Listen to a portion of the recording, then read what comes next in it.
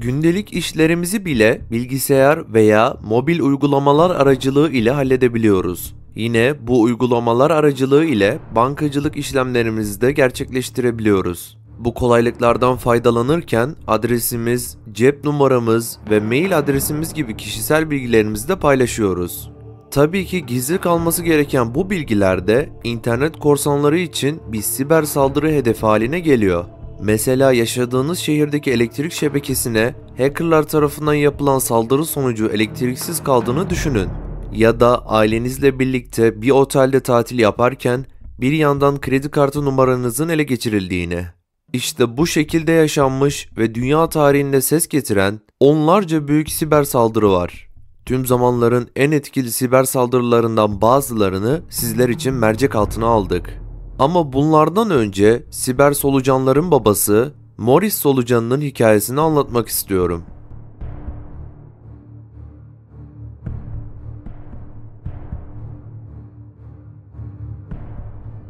Her şeyin bir ilki vardır. Siber saldırılarında bir ilki var. Morris solucanı. Harvard, MIT ve Cornell diplomalarıyla tüm zamanların en eğitimli bilgisayar korsanlarından biri olarak kabul edilen Robert Tappan Morris, kendi icadı olan ve internetteki ilk bilgisayar solucanı olarak bilinen Morris solucanı ile ismini duyurmuş bir bilgisayar korsanı. 1965 yılında Amerika'da dünyaya gelen Morris'in babası, Ulusal Güvenlik Ajansı'nda üst düzey bir bilim adamı olarak çalışıyordu. Bu nedenle henüz çocuk yaşta bilime ilgi duymaya başlayan Morris, özellikle bilgisayar ve iletişim teknolojilerine merak salmıştı. Lisans eğitimini Harvard Üniversitesi'nin Bilgisayar Bilimleri bölümünde tamamladıktan sonra master eğitimine Cornell Üniversitesi'nin Bilgisayar Bilimleri bölümünde devam etmeye başladı. Henüz 23 yaşında olan Morris, master projesi olarak deneysel, kendini kopyalayan, kendi kendine yayılan, aynı zamanda internete de enjekte edilebilen bir programın üzerinde çalışıyordu. Morris, kendi soyadından yola çıkarak Morris solucanı adını verdiği bu programı 2 Kasım 1988 tarihinde denemeye karar verdi.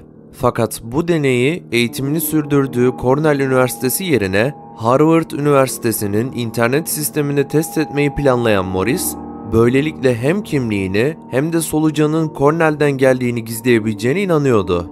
Deney esnasında fark edeceği bir hata ise Morris'in başına büyük belalar açacaktı. Morris, solucanı Harvard'ın sistemine gönderdiğinde, solucanın makinelerde yol açtığı yeniden kopyalama ve yayılma işleminin tahmin ettiğinden çok daha hızlı bir oranla gerçekleştiğini gördü.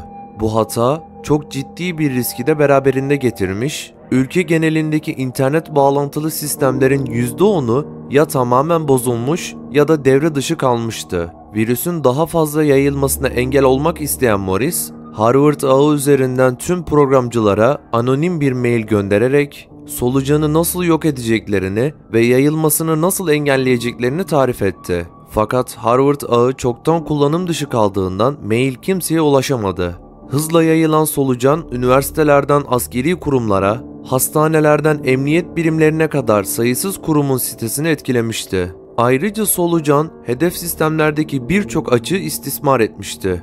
Bunlar arasında Unix Sendmail'da bulunuyordu. Amerikan yetkililerin tahminlerine göre solucanın yol açtığı zarar $100.000'la $10 milyon arasındaydı. Morris solucanının kontrolden çıkan ilk deneyi böylesine ciddi bir zarara yol açmıştı. Solucan deneyini yapan kişinin Morris olduğunun tespit edilmesi ise çok uzun sürmedi. Bilgisayar dolandırıcılığı ve suistimali yasası kapsamına yargılanan Morris, tartışmalı bir duruma yol açmıştı. Çünkü Morris, yasada belirtildiği gibi bilgisayar sistemlerini suistimal etme niyetiyle hareket etmemiş, bu durum kontrolden çıkan deneyin neticesinde ortaya çıkmıştı. 1990 yılının Aralık ayında 8 ay süren dava sonuçlandı. Morris, $10.050 para cezasına çarptırılırken 400 saat kamu hizmetinde bulunmasına ve 3 yıl şartlı tahliyesine karar verildi. Morris, bilgisayar dolandırıcılığı ve suistimali yasası çerçevesinde ceza alan ilk kişi olarak da kayıtlara geçti. 1994 yılına kadar bütün cezalarını tamamlayan Morris, bilgisayar ve internet sistemleri üzerine yaptığı çalışmalara Harvard ve MIT'de devam etti. 2006 yılında ise profesör unvanını alarak MIT'nin kadrosuna katıldı. Melissa virüsü. Microsoft'un tüm sistemlerini çökertip 80 milyon dolarlık hasar bıraktı. Sizi David Lee Smith ile tanıştıralım. Günümüzde şüpheli e-postaları açmayın kuralı çevrim içi dünyada sağduyunun bir parçası haline geldi.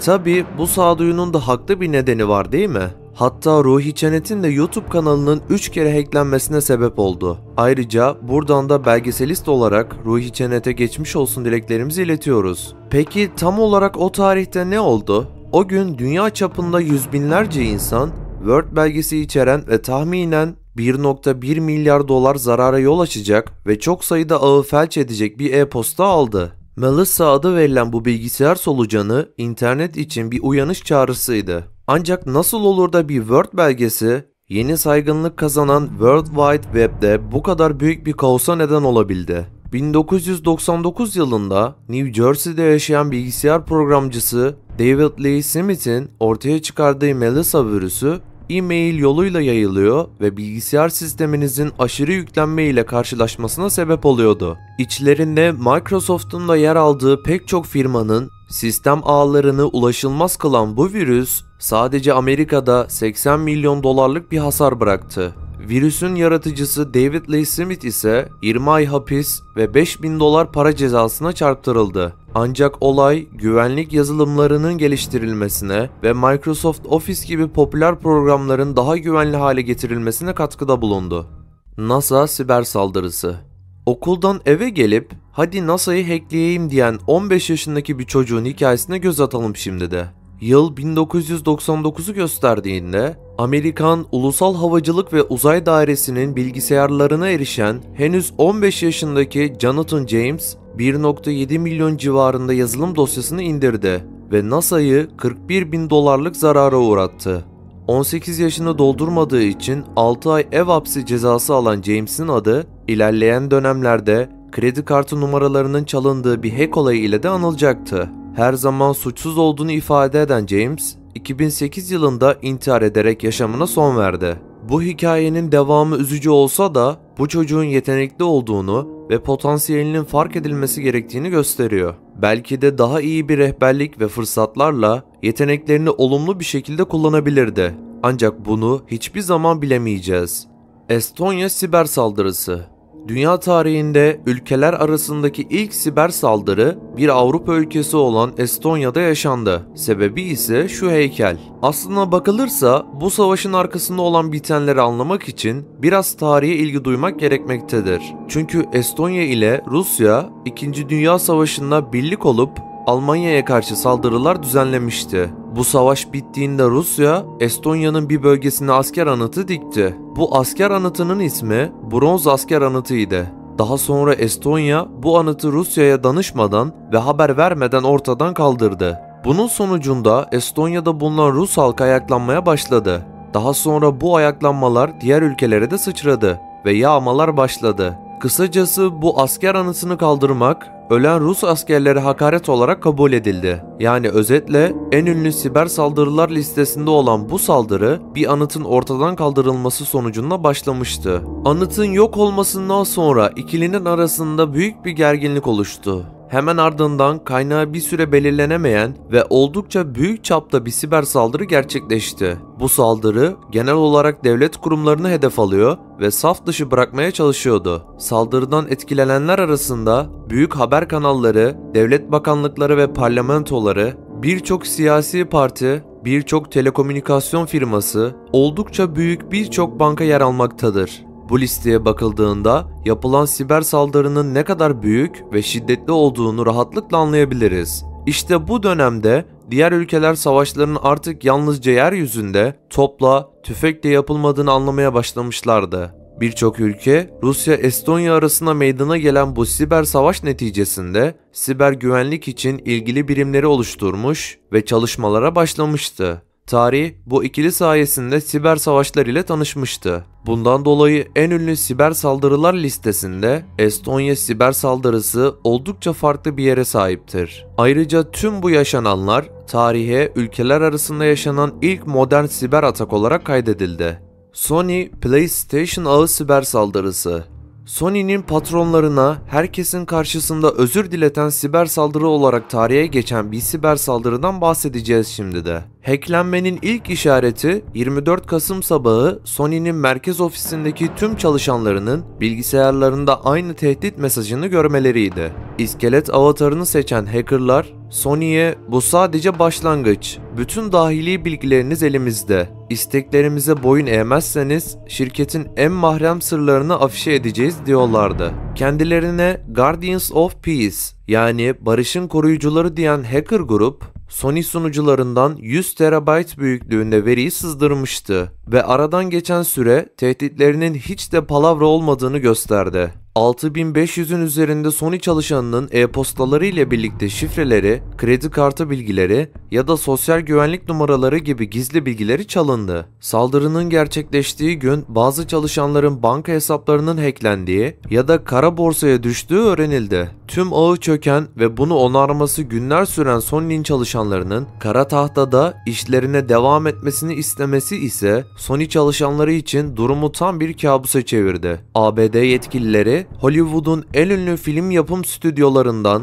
Sony Pictures Entertainment'ın hacklenmesi suçunun Kuzey Kore hükümetiyle bağlantılı saldırganlar tarafından işlendiği sonucuna vardılar. Yetkililer NBC kanalına yaptıkları açıklamada saldırganların Kuzey Kore'nin dışında konumlandıklarını ancak Kuzey Kore hükümetiyle bağlantılı olduklarını söylüyorlar. Kuzey Kore'nin özellikle Sony'ye ne garizi olabilir diye düşünüyorsanız cevap, şirketin yapımcılığını üstlendiği The Interview filmi. Başrollerinde Seth Rogen ve James Franco'nun oynadığı film, Kuzey Kore'nin lideri Kim Jong-un'a karşı bir suikast denemesini konu alıyor. Filmin Noel günü için planlanan gösterimini resmen iptal eden Sony, yaptığı açıklamada hacklenme skandalının nedeni olarak filmi gösteriyor ve bunca karmaşanın saldırganların filmi sevmemesinden kaynaklandığını söylüyordu. Ek olarak PlayStation'ın Network ve Curiosity servislerini çökerten hackerlar, PlayStation 3'ün bütün güvenlik sistemini ve açıklarını ifşa etmişti. Kullanıcılar online servislere erişemezken 100 milyondan fazla kişinin şahsi bilgileri de çalındı. Sony, yaşanan bu gelişmeler sonrası bir basın toplantısı düzenlemiş ve kullanıcılardan özür dilemişti. Marriott otelleri siber saldırısı. Tatilde havuz başında otururken pasaport ve cüzdanınızın kaybolduğunu düşünün. Bir felaket senaryosundan farksız, öyle değil mi? Dünyanın en büyük otel zincirlerinden biri olan Marriott Hotels'in yaklaşık 339 milyon misafirinin kişisel bilgileri çalındı. Bu bilgiler arasında pasaport ve kredi kartı bilgileri de yer aldı. Bir süre gizli tutulan ancak 2018 yılında ortaya çıkan bu olay sonrası İngiltere hükümeti Marriott Hotels'e 18,4 milyon sterlin para cezası kesti. Maalesef ki bu saldırıyı kimin yaptığı yıllarca belirlenemedi. Adobe Systems siber saldırısı. Grafik ve medya yazılım şirketi olan Adobe, 2013 yılında milyonlarca kişiyi etkileyen bir siber saldırıya maruz kaldı. Şirket, o dönem bazı popüler yazılımlarının kaynak kodlarının çalındığını belirtti. Bununla birlikte 2,9 milyon müşterisinin kredi kartı ve parola bilgilerinin de ele geçirildiğini duyurdu. Güvenlik şefi Brett Arkin, yaptığı yazılı açıklamada ise saldırı sonrası müşterilerimizin saldırı riski altında olduğuna dair elimizde somut bilgi yok dedi. Marriott otellerine yapılan saldırıda olduğu gibi bu siber saldırının failleri de bulunamadı. Ukrayna elektrik şebekesi siber saldırısı. 23 Aralık 2015'te Ukrayna'nın doğusunda 80 bin kişi 6 saat boyunca elektriksiz kaldı. Bir şehrin elektriğinin siber saldırı ile kesilebileceğinin belki de ilk kez kanıtlandığı bu vaka, elektrik sistemleri gibi önemli kritik altyapıların siber saldırı riski altında olduğunu ve bunun da bizim hayatımızı ciddi ölçüde etkileyebileceğini ortaya koyuyor. Üstelik bu tür saldırıların şiddeti ve adedi her geçen gün artıyor. Ukrayna'daki olaya yeniden dönecek olursak, özetle elektrik santrallerinden bir tanesi 6 saat boyunca devre dışı kaldı ve 80 bin aboneye elektrik verilemedi. Kesintiden 6 saat sonra santral çalışanları devre kesicileri tekrar aktive ederek elektriğin gelmesini sağladılar. Peki nasıl saldırdılar? Belki de kritik altyapı tarihinde karşılaştığımız en sofistike saldırılardan biri olan bu saldırıda saldırganlar oturdukları yerden özel olarak seçtikleri hedefleri titizlikle ele geçirdiler ve takip ettiler. Sonra da saldırı anını belirleyip ele geçirdikleri sunucu üzerinden elektrik santralinin SCADA sistemlerine sıçrama sağlayarak elektrik sistemi devrelerini kestiler. Bu kesintinin zararlı bir yazılım ile mi yoksa manuel olarak içeriden bir ajan ile mi yapıldığı hakkında hala tam olarak bilgi sahibi olunamıyor. Bu sırada abonelerin şikayetlerinin santrale ulaşmaması için santralin telefon sistemini de DDoS saldırıları ile etkisiz hale getirdiler. Tüm bunlar yaşanırken telafi süresini elden geldiğince geciktirebilmek için özellikle SCADA ve işletim sistemlerinin tekrar çalışmasını engelleyecek şekilde sistemleri bozdular. Ayrıca Rus Black Energy'nin ilk vukuatı bu değil. Bahsi geçen siber silah yani zararlı yazılım Rusya kökenli birkaç yazılımcı tarafından geliştirilmiş olan Black Energy. İlk kez 2007 senesinde karşılaşılan bu zararlı kodun etkisi büyük olsa da Aralık ayına kadar bilgi hırsızlığı dışında fiziksel bir etkisi olmadı. Ancak Black Energy'ye 2015'in son günlerinde Ukrayna'daki 3 adet elektrik santrali ve birkaç medya kuruluşunun sunucularında tekrar rastlandığında virüs biraz şekil değiştirmişti.